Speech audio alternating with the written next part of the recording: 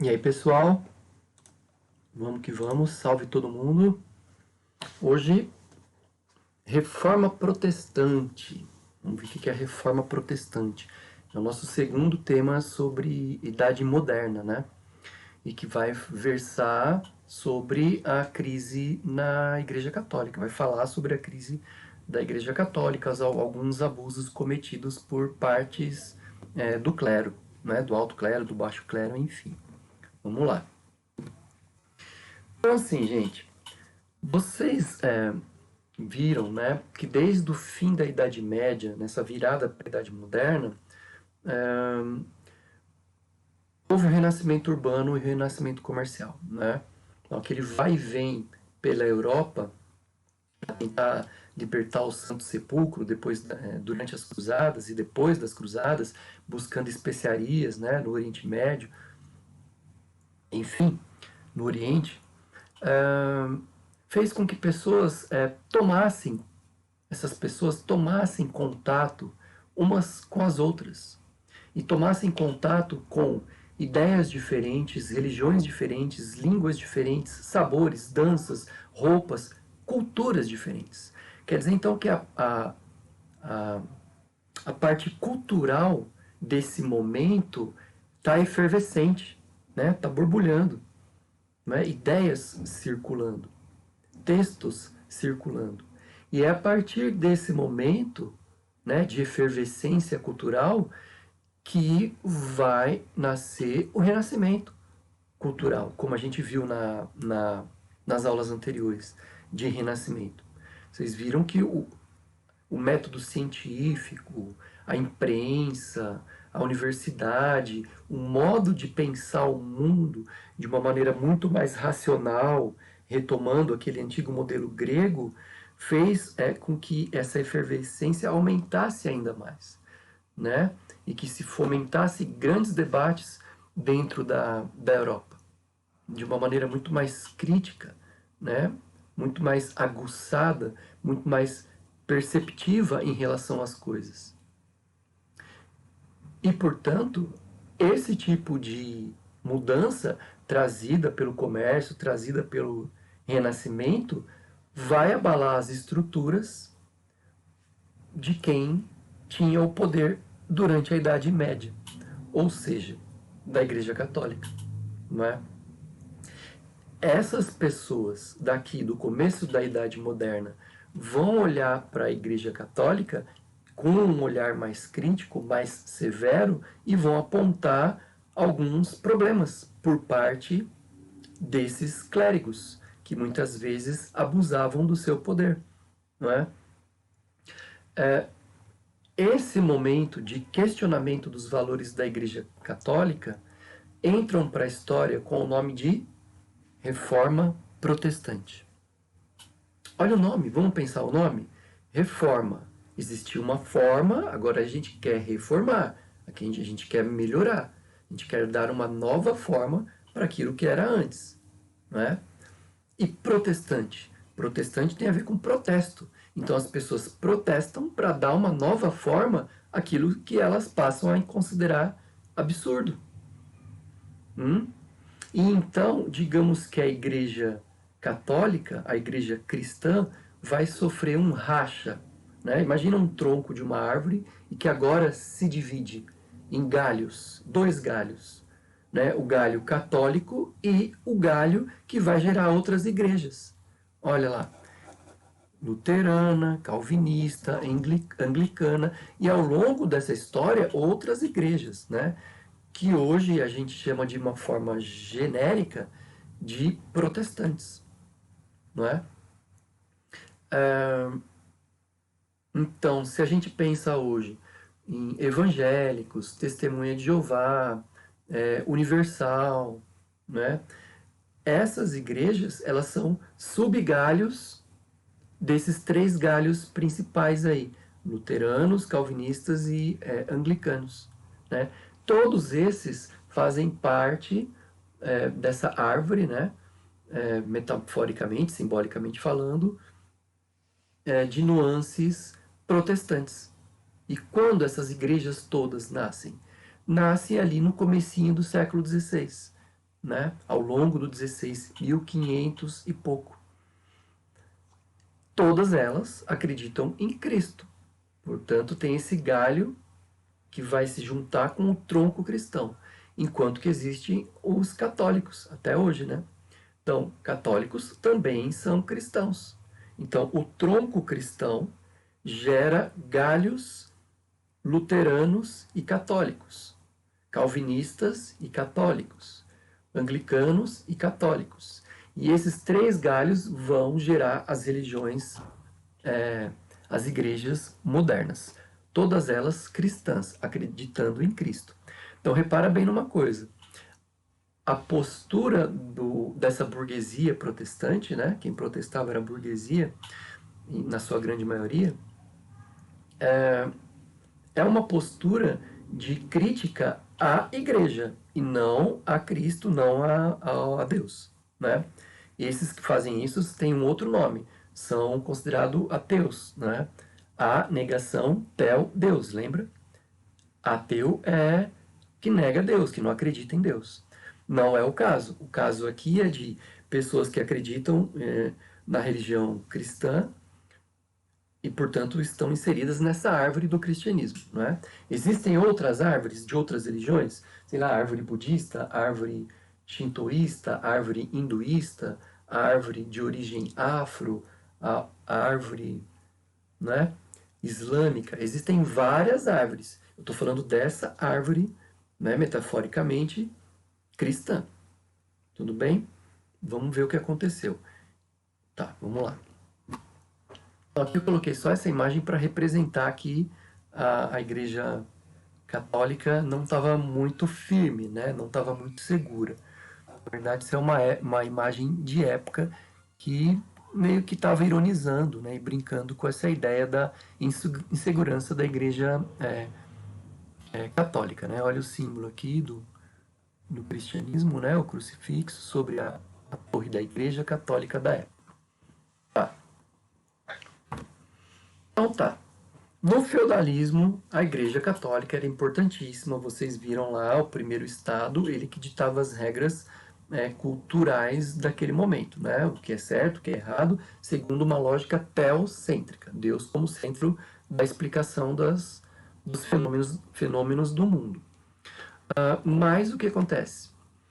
Partes do clero, muitas vezes do alto clero, papas e arcebispos, abusavam do poder e abusavam do poder da fé das pessoas. Vocês viram, por exemplo, a Inquisição, né?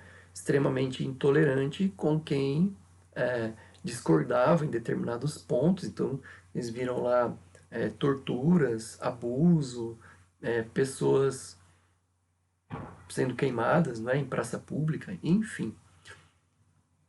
É um exemplo de um abuso de alguém que não concorda com um outro alguém, né? E, portanto, esse outro alguém manda queimar simplesmente em praça pública. Então, é a fé, não pela fé, é a fé pelo medo, né? Injetando o medo nas pessoas, né? E é claro que agora esse olhar mais crítico do Renascimento não vai mais tolerar esse tipo de comportamento por parte da Igreja Católica, né? Além da questão da Inquisição, existem outros abusos aqui, ó. Cargos comprados e vendidos. Então, por exemplo, um senhor feudal oferecia terras ou pagava para o seu filho se tornar bispo, arcebispo, porque sabia que isso seria uma garantia material, uma garantia física para ele. Então, a pessoa não entrava para a igreja com dons da fé voltados para uma questão ética, religiosa, tal, simplesmente por um interesse material, mundano. E, portanto, muitas vezes com o caráter duvidoso, levantando atitudes relacionadas à corrupção, a abuso de poder e de autoridade, né? Segunda coisa aqui, fingiam falar latim. Até boa parte do século XX, as missas eram rezadas em latim, né? Imagina lá na Idade Média, né? 1000 anos atrás, aproximadamente. As missas eram rezadas teoricamente em latim. Quem sabia latim rezava a missa em latim, né? Lembra que o latim é a língua que era falada pelos romanos, né? Mas muitos não sabiam e, portanto, ficavam simulando latim.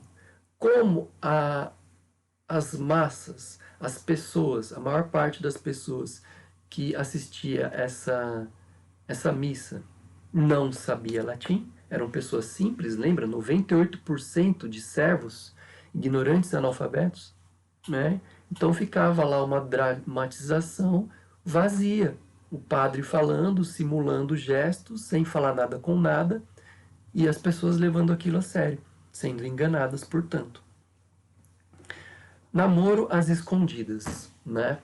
Então, assim, uma das regras da Igreja Católica, aquilo que a gente conhece até hoje, né, como um celibato. Então, a Igreja Católica não permite que seus padres, bispos, seus representantes se casem, não é? E isso dava margem para as pessoas colocarem para fora, extravasarem a sua sexualidade de maneira talvez perversa, muitas vezes, né? Tratando a questão da sexualidade como algo que não é natural, que não fosse natural. Né? E é claro que isso trazia problema para as pessoas que muitas vezes eram abusadas ou, de certa forma, esses padres, esses bispos tal, namoravam às escondidas, estavam indo contra um princípio estabelecido como regra pela Igreja Católica, que era a regra do celibato. Né? É claro que pessoas durante o Renascimento vão questionar, ué, não pode casar por quê? Tanto é que vocês veem que os protestantes formam pastores e os pastores têm suas esposas, seus filhos, suas famílias, né? Então são visões de regras diferentes. Não tem certo ou não tem errado. O errado está no fato de muitas vezes acontecer os abusos por uma sexualidade entendida como algo antinatural. Mas enfim, é um debate a ser aprofundado, comentado, ouvido, né, por parte de quem defende o celibato. Vida luxuosa e discurso de humildade, né? Então, a Igreja Católica, vocês viram, era a instituição mais rica e mais poderosa de toda a Idade Média. Lembra que sinônimo de riqueza na Idade Média significa posse de terras. A Igreja Católica era detentora da maior parte das terras da Europa, em determinado momento da história, né? Então, esse luxo, essa riqueza, essa ostentação, né, dentro das catedrais, ou o modo de vida das pessoas que eram padres, bispos, enfim, as roupas luxuosas, os tipos de alimento, uma vida material muito intensa, não é? E então algumas pessoas questionavam, peraí, como que você ostenta tudo isso, tem uma vida luxuosa, mas tem um discurso de humildade, coisas do tipo, Jesus era humilde, Jesus era pobre, portanto temos que ser igual a Jesus, né? Fecha aspas. Então, como o discurso não condiz com a realidade prática? Tem uma contradição aí. E esse tipo de atitude passou a ser questionada pelo homem renascentista, pelos protestantes daquele período de novo, não é? Entendido como forma de abuso, não é? Essa vida luxuosa muitas vezes pelas cobranças do dízimo, né? Por parte das pessoas que estavam mais deploradas fisicamente, magras, esfomeadas, ignorantes, enfim. Venda de relíquias e de forma abusiva. Então, peraí, o que é uma relíquia?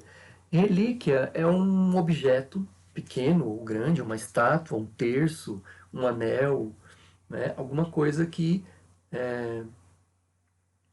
os cristãos, né, sentem que se conectam com a sua fé através de uma imagem, através de uma estátua, através de um terço, né, que se ganha da avó, da mãe, da tia, ou de um padre, ou a imagem de um santinho, tudo isso é relíquia, né? Lembranças, né, de um lugar que se foi. Então você vai visitar Jerusalém, você compra uma relíquia. Hoje em dia você vai visitar Aparecida, você compra uma relíquia e dá para as pessoas, enfim. Tranquilo a venda das relíquias. A questão é que na Idade Média a Igreja Católica vendia relíquias de maneira abusiva, né? Então, por exemplo, Tequinho da é o exemplo clássico, né? Tequinho da Cruz de Cristo. Peraí, há quantos mil anos Cristo já morreu?